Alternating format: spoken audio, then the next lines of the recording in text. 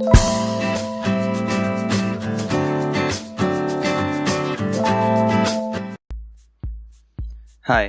welcome to Dr. Avinash Phadke Labs videos. I'm Dr. Alvin Alva and I'm a consultant pathologist at Dr. Avinash Phadke Labs. Today let's talk about the complications of diabetes. Diabetes is known to affect many organ systems like the kidneys, the heart, the brain, the nerves, the circulatory system, skin, eyes, etc. So how does diabetes affect such a wide range of body systems? As we have learned in the previous videos, diabetes is associated with high blood sugar levels and abnormal lipid profile like high triglycerides, low HDL, also known as the good cholesterol, and high LDL, also known as the bad cholesterol.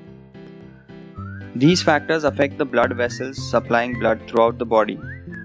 Over several years, the effect on blood vessels becomes worse and then leads to different complications in various parts of the body.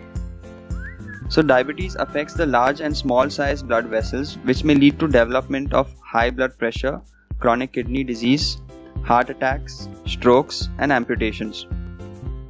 Heart attacks and strokes are the major cause of death in diabetes. Chronic kidney disease is the leading cause of death in type 1 diabetics. Additional risk factors like smoking and high blood pressure worsen the complications. Because there are a large number of complications, we may have to discuss this over the course of the next 2 to 3 videos. First, let's talk about the long-term complications of diabetes. We'll begin with the eyes. Diabetes affects the eyes by affecting the lens of the eye and the retina of the eye. Let's learn a little bit about the lens and the retina of the eye. The eye lens is responsible for focusing the rays of light that are reflected from the objects we see on the retina. The retina is a screen on which these images are projected.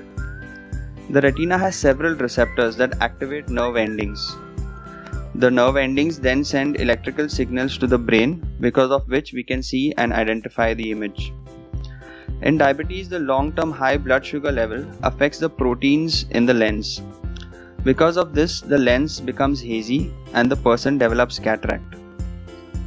These can be treated by removing the old lens and replacing them with new ones during the cataract surgery. The retina is affected by one of the following two ways. One, there is an area in the eye called the macula, where most of the visual cells are concentrated. In diabetes, the small blood vessels become leaky and result in swelling or edema of this area, because of which the vision deteriorates. The other way is blockage of small vessels in the eye result in low oxygen concentration in the retina. This stimulates the development of new blood vessels and fibrous tissue in the retina. Bleeding from these new blood vessels can cause detachment of the retina from its position, and bleeding within the retina itself can lead to total loss of vision.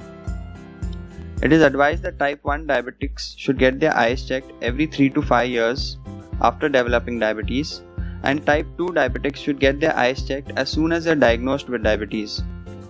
This is because type 2 diabetics several years may have already passed before diabetes is detected, and this condition may have already started affecting their eyes. Some diabetics also develop glaucoma, which is increased pressure within the eyeball. This condition may cause pain and loss of vision. This usually happens whenever there is an obstruction to the flow of fluids within the eye, so that the fluids can't move out easily and starts increasing the pressure within the eye. If you liked this video, don't forget to hit the subscribe button and leave a comment in the comment section.